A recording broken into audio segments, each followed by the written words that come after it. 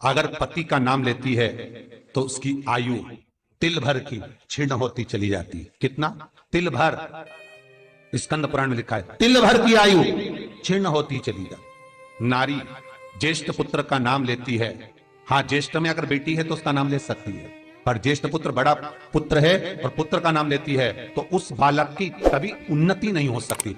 तन से, मन से या धन से वो बालक हमेशा दुखी ही रहेगा।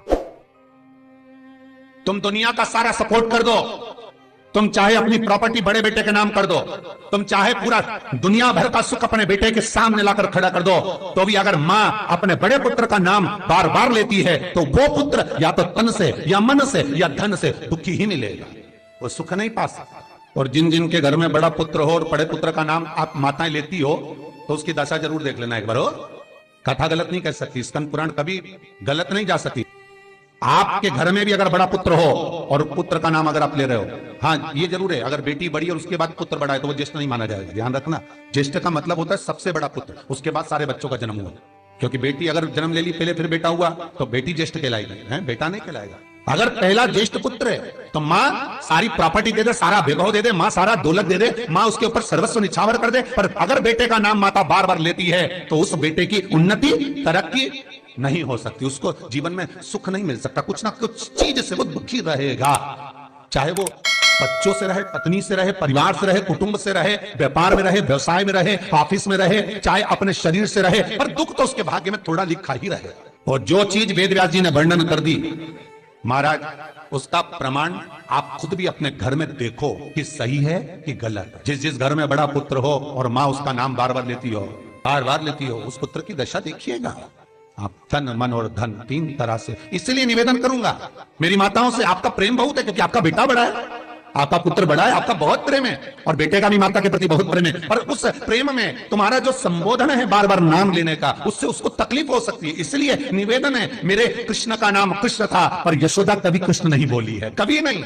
यशोदा कभी कृष्ण नहीं बोली, अनुआ कहती थी आपके बेटे का नाम कुछ भी आप उसको नाम से मत पुकारो, उसका नाम चेंज कर दो, थोड़ा सा बदल दो, आप उस नाम से उसको पुकारना प्रारंभ करो। जो भी बोलना चाहे आपके दिल की बात है, तो आपके पुत्र से आप क्या बोल सकते हो। मेरी कौशल्या मैया राम को केवल राम ही कहती थी, केकई राघव कहती थी, सुमित्रा रघु कहती थी, कौशल्या नाम नहीं बदल।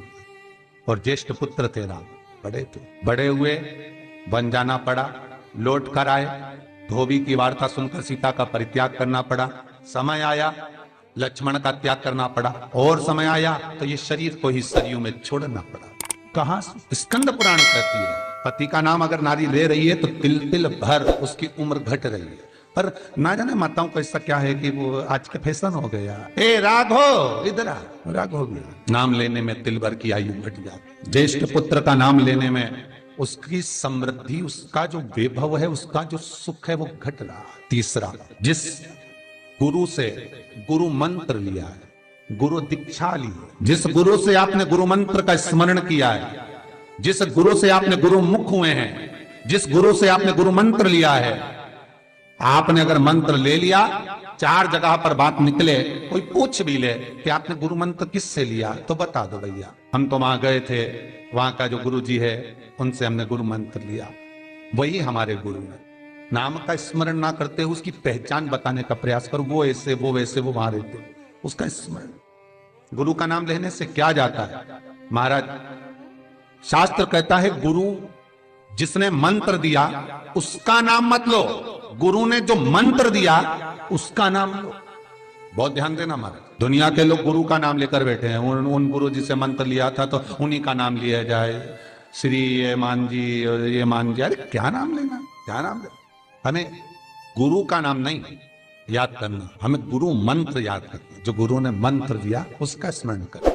क्या होता है? स्कंद पुराण कहती है जब माला जपने के लिए बैठते हैं तो गुरु का श्री विग्रह तुम्हारे सामने होना चाहिए कि हमने उन गुरु जी से मंत्र लिया है, पर गुरु का नाम नहीं। गुरु मंत्र लेते समय गुरु का विग्रह सामने हो और मंत्र जो गुरु ने दिया है उसका स्मरण, उसका स्मरण। हम बार बार अगर गुरु के नाम का स्मरण करते हैं, हम बार बार गुरु का नाम लेते हैं, जिस गुरु से मंत्र लिया उसका नाम अगर हम बार बार ले रहे हैं, तो हमारे घर में महाराज शांति टिकती नहीं है। थोड़ा सा क्रोध, क्लेश, थोड़ा बड़ा रहता है। अगर तुम्हारे परिवार में, तुम्हारे घर में कोई किसी की निंदा करता हो तो कह देना भैया हमको 24 तरह के नरक में नहीं जाना, तू चुपचाप हो जा, बिल्कुल चुप। 94 नरक में से 24 नरक निंदा के, केवल निंदा सुनना। और निंदा करने वाला तो केवल 4 नरक में गिरता है। क्यों 4 नरक में गिरता है? तो पूछा निंदा करने वाले को ज्यादा पाप लगना चाहिए, नहीं, उसको कम लगता है। तो कम क्यों लगता है? तो अग्नि पुराण में लिखा कि निंदा करने वाला को 4 नरक का भोग इसलिए भुगताया जाता है क्योंकि जिसकी वो निंदा करता है उसके सारे पाप धोता है। मतलब आप किसी की निंदा कर रहे हो तो उसके पाप धुल रहे हैं। किसके? जिसकी निंदा हो रही है। तो वो निंदा करने वाले को तो भगवान ने इसलिए पैदा करा क्योंकि तू पाप धोएगा, तो इसलिए उसको 4 नरक। और जो सुन रहा है, अरे बोलो तो जम के, उसको 24 नरक। पूरा 100% पाप कर्म तुम्हारे होना, उसको तो कम ही लगा जिसने करी। और जो सुन रहा है उसको ज्यादा लगा। कई लोग कहते हैं हम शंकर जी की आराधना करते हैं, पूजन करते हैं, मैं तो इतने साल से बेलपत्र चढ़ा रही, मैं तो इतने साल से जल चढ़ा रही हूं, मैं इतने समय से भगवान के 16 सोमवार कर रही हूं, मैं इतने समय से संकट सोमवार के व्रत कर रही हूं। भगवान नहीं सुन रहे तो उसमें भगवान की गलती नहीं है, गलती तुम्हारी है, गलती तुम्हारी है। जब 10 दिशाओं को भगवान ने बांटा और शंकर भगवान ने 10 दिशाओं को बांटा तो 10 दिशाओं का आधिपत्य बनाया है कि कौन सी दिशा में कौन सा देवता इसका आधिपत्य रखेगा, कौन से देवता यहां पर निवास करेंगे, किसका आधिपत्य इस दिशा में होगा। पूरब, पश्चिम, उत्तर, दक्षिण, ये चारों दिशा सामने आकर खड़ी हो गई भगवान शंकर के सामने।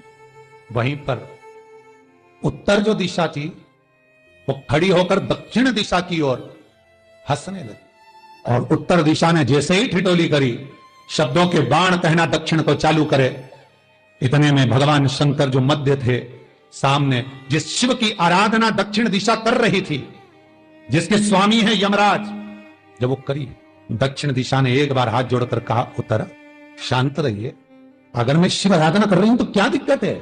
उत्तर ने फिर कोई शब्द कहा, इतने में जिस शंकर की आराधना दक्षिण दिशा कर रही थी, शिव को क्रोध आ गया। और किसी की तप साधना में, भजन में, कीर्तन में अगर आप अड़चन उत्पन्न करते हो तो जो जब तप कर रहा है उसको कष्ट नहीं होगा, जिसका भजन कर रहा जा रहा है, जिसका नाम जपा जा रहा है, कष्ट उसको होगा।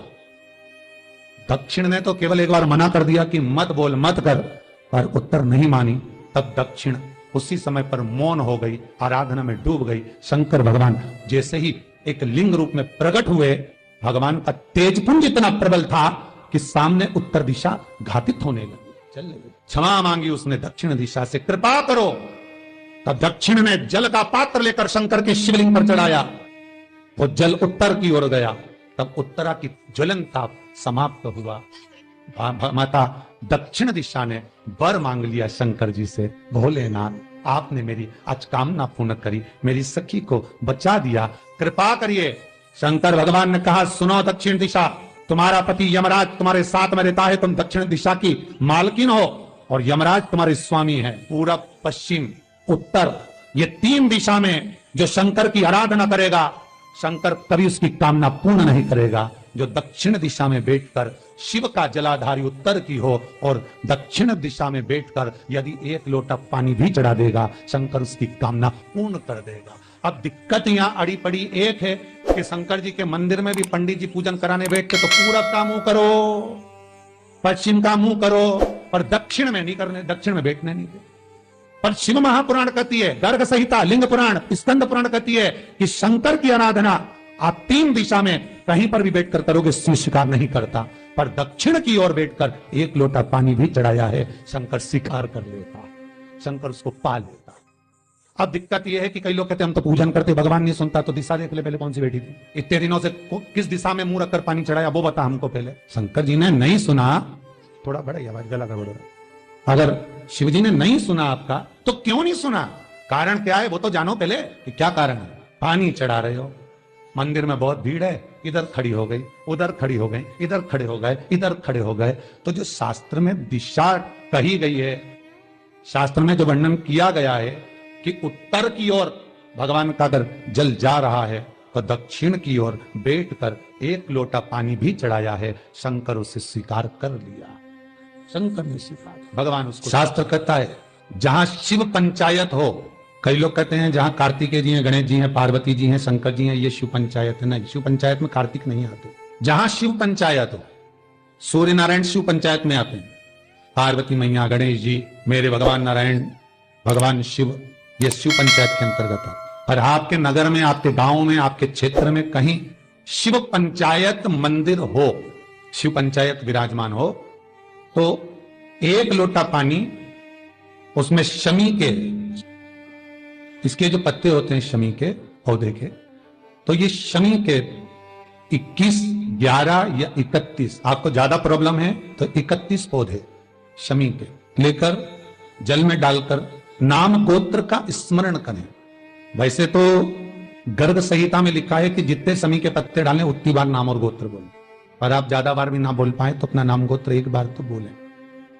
शमी के पत्र का जल शंकर भगवान को समर्पित करें शिव पंचायत का दर्शन करते करते। एक पात्र रख लें, उस पात्र में उस जल को झेल लें, शमी के पत्ते आ जाएं तो आ जाएं, वो जल रख लें और उस जल को एक बोतल में भर लें। लगभग 15 दिन आप उस जल को जैसे शरीर पर तेल लगाते हैं उस तरह से पूरे शरीर पर मलना प्रारंभ कर दें महाराज। ज्यादा से ज्यादा 20 दिन, ज्यादा से ज्यादा 21 दिन या 1 महीना, इतने में शरीर ठीक होना प्रारंभ हो जाता है। BP, sugar, blood pressure, sugar और कोई ये डायलिसिस, फाइलिसिस जो भी क्रम है, बाईपास, जितनी भी टेबलेट आपकी चल रही हो, और उस टेबलेट से पीछा छुड़ाना है आपको कि आप हमको डॉक्टर के पास बार बार जाकर नहीं दिखाना, तो शंकर का स्मरण कर कर 108 शमी के पत्ते शंकर की पंचायत जहां लगी हो, शंकर के शिवलिंग पर समर्पित करें। शमी के पत्ते 5 कमलगट्टे समर्पित कर दें और जल चढ़ाते जाएं। एक शमी का पत्ता जब चढ़ाएंगे तो फिर पानी चढ़ाना है, शमी का पत्ता चढ़ाएंगे फिर पानी चढ़ाना है। नाम और गोत्र का स्मरण कर कर चढ़ाइए, बाबा से विनती करिए और विनती कर कर शिव पंचायत की पूजन कर कर अपने घर पर आइए। जितनी भी बीमारियां हैं, रोग समाप्ति पर जाएंगे। आपको टेबलेट दवाई नहीं खाना पड़ेगी। बाबा से विनती करना है, बाबा को निवेदन करना है। आप एक एक तिथि का स्मरण